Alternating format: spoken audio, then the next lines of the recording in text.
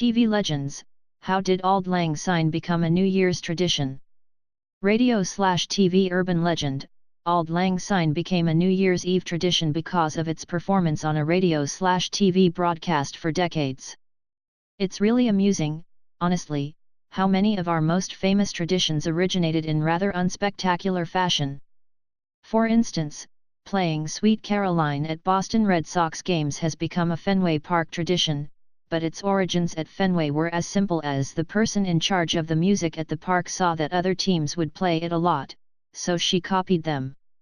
On a much grander scale, that's roughly how the song Auld Lang Syne has become synonymous with New Year's Eve in the United States, and through the United States, much of the English-speaking world.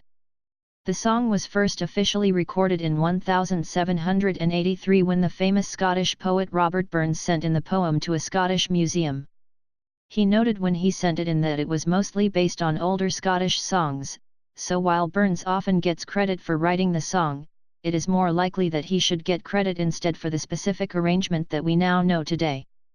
Anyhow, it became a popular Scottish song and it was soon used in a lot of different settings as a song to celebrate the end of something, a school year, a wedding, a funeral, all sorts of things. And so, yes, it would often get used at New Year's, as well, as that was the ending of the year. So its origins as a New Year's song go back to Scotland. However, there's a whole big difference between Scottish song that became part of a New Year's tradition in Scotland and the ubiquity that the song exists today. And that change was due to a Canadian band known as Guy Lombardo and the Royal Canadians. Lombardo was from London, Ontario, a town founded by Scots, so he was well aware of Scottish history.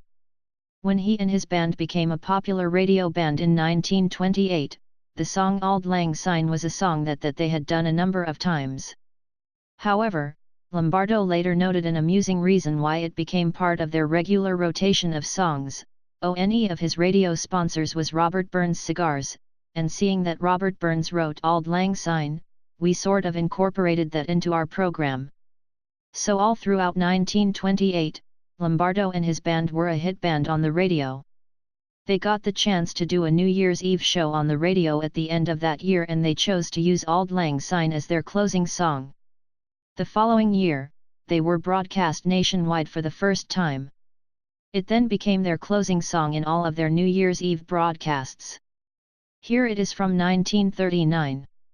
Their show made the transition from radio to television in 1956 and it would continue until their final broadcast in 1976.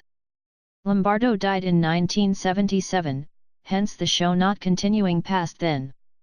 Even before it officially ended, though, Lombardo's traditional show had begun to be upstaged by Dick Clark's New Year's Rocking Eve.